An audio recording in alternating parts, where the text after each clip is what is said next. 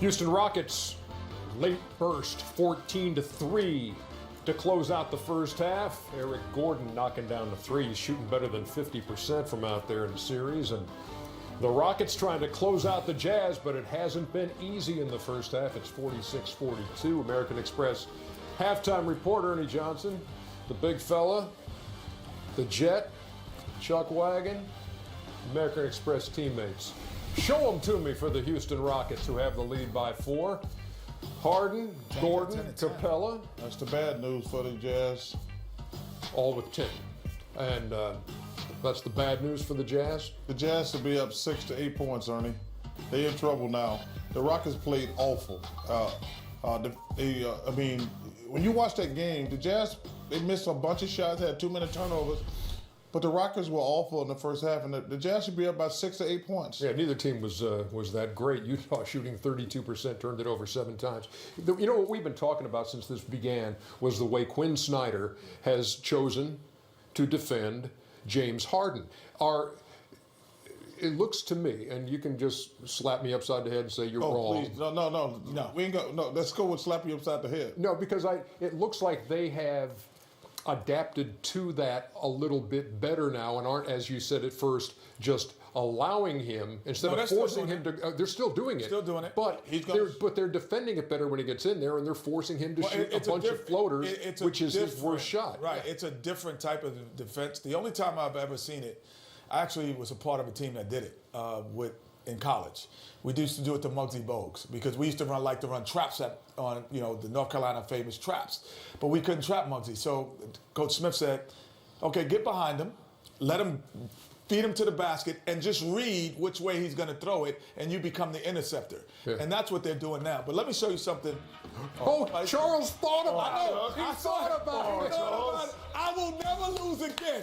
I'm letting y'all know. I will never lose. Hey, listen, you looked at me. I know. When I was getting ready to do it. You gotta be a little quicker on it, Charles. Out the gun. So, but let's talk about the Utah offense, and then we'll get into their defense. So now, what the Houston Rockets are famous for switching everything. And what they said is, every time you switch, we're going to make you take advantage. So freeze it here. So now, right here, you have Nene, you have Green, you have Harden. They're all kind of like, okay, we're going to switch whatever happens. But the smart basketball play is, once you slip, you slip the screen once they're slipping, and then all of a sudden you're going to get it switching, you'll get an easy basket. And then if you're Rudy Gobert, the same thing, we're switching everything. Nene, you guard out front, freeze it here. So now I got James Harden on my back. You have to punish him, Chuck. You have to punish him, Shaq. And you have to get it inside and become a big man traditionally, because this will keep you in the game in key moments. But lastly, it's making James freeze it here. So now, most guys would say, okay, let me figure out a way to get back in front of him. No, the Jazz are saying, no, I'm going to stay behind him. Actually, I'm going to get further behind him and let him go into the basket and try to read. Ball comes out, goes to the corner. He didn't make a great pass. Get it back to me in the corner. So he gets back in the corner. Wait, freeze it here. He's like, I'm going to get around him, and I'm going to force him there. So instead of giving him, like now, once he goes, become an interceptor and figure out where the basketball is going. And now, that's the way they're playing. That's a different way of basketball. Yeah, hit that step back 3 now. Yeah, hit the That's an unconventional say. You're going to get a 2. You're not going to get a 3. He started 1 for 11 and then made his last 3.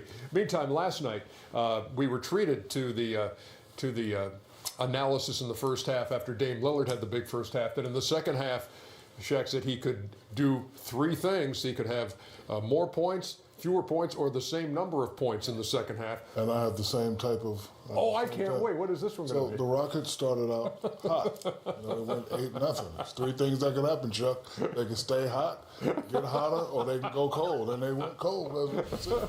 Roll the tape. Hey, they came out. Look, they corralled James. He's been doing it all year. Has a lot of assists right there. Get it to the guy.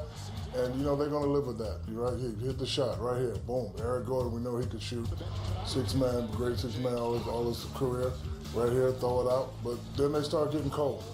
Boing, boing, boing. So, Chuck is right. Utah should be up by 6 to 8 points. These guys missed a lot of shots. They did get cold.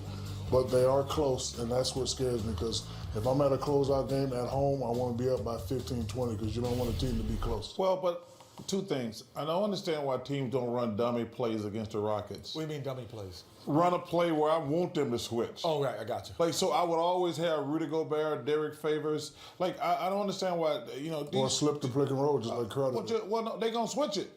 You would like that play Kenny showed. They switch everything.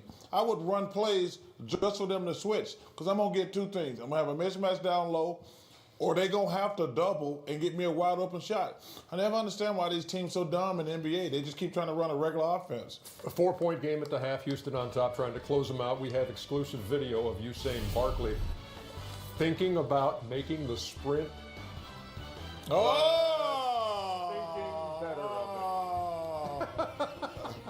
I don't know how committed you were at that point. Hang some nuggets on the board. Oh, Tisha, that's funny. Not at all. Coming back with more on the American Express halftime report in just a sec. He would have ran Some through the chitlins will board. help too. Welcome to the American Express halftime report. American Express, the official card of the NBA. When? We're not sure. Could it be that we know they're locked in against each other tonight? Let's find out the latest on both sides. As Ali LaFour is kind enough to join us, she'll be on the broadcast for TNT. And just a matter of minutes. So, Ali, let me start here. We saw for the Jazz, obviously, a lot of fight, a lot of heart. They always have seemed to really enjoy playing with each other. How much was the discussion about that team element kind of leading to, even more so than statistics, them finding a way to get back to Houston? Man, that was a rough start to the series, and they'll be the More so than statistics, them finding a way to get back to Houston. Man, that was a rough start to the series, and they'll be the first to admit we got punched in the face here in Houston, and it's going to be a challenge for them.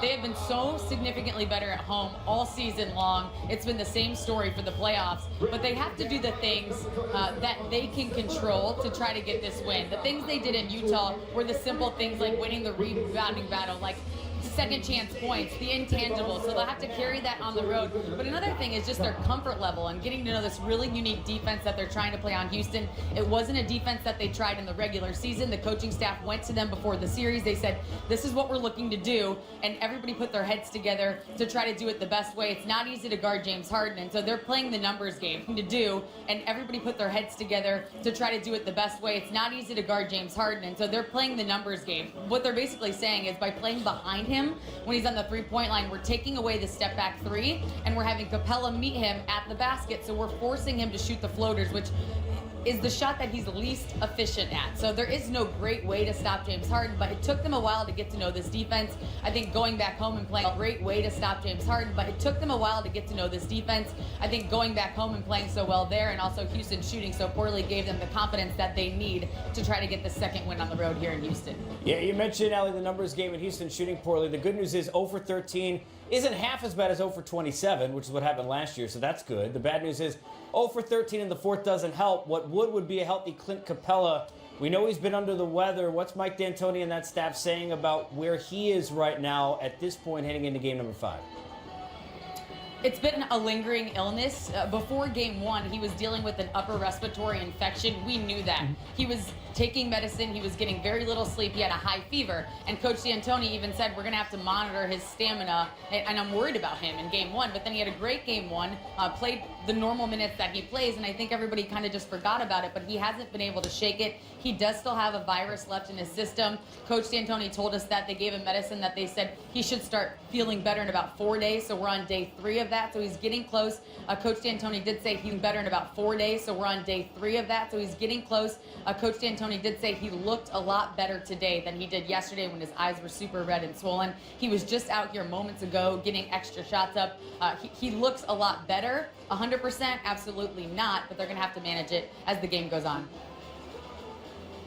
Ali, and you talk about Clint Capella. Does that mean that we could possibly see maybe a little bit more Kenneth Faried just because Clint Capella is so under the weather? What has Mike D'Antoni said about Faried possibly getting more minutes? Yeah, I think Faried and also, Nene, and that was something that Coach D'Antoni just told us moments ago. He said, looking back on last game, the smart thing to do probably would have been to sit Capella and let him rest if I knew how bad he was feeling and how bad it was affecting him. But he said, we can't look back now. So with Capella feeling better today, he's going to try to play him a lot of minutes and see how the game goes. Allie, Utah obviously played well at home, and I thought one of the big keys was, Donovan Mitchell's ability to get to the basket, get to the free throw line. Are there any adjustments? It's been the same defensive game plan. It's just we did not execute in that game 4. He said, for example, when they would drive to the basket, we never allowed a 3 on the same side of the floor. We allowed 2 wide open 3-pointers on the same side of the floor as the drive. He said that's just basic principle that we've done all year. So it was lack of focus. It was mental mistakes. They definitely want to make things tough on Donovan and force this Utah team to make 3-pointers, which they have yet to do all series. Coming into game 4, they were shooting 23% from 3. They shot 31% in game 4, so I think their average for the series is up to 27%. So until the shooters start making shots, they absolutely will continue to try to make it difficult for Donovan in the paint. Allie, should be a great atmosphere. We'll find out whether or not home isn't just where the heart is, but maybe a win for the Rockets and some rest is. Enjoy the rest of your evening. Thank you so much for hopping on board. There's Allie LaForce out in Houston. The Jazz need to shoot better. Houston needs to give James Harden some help. Wait, you mean it wasn't his fault?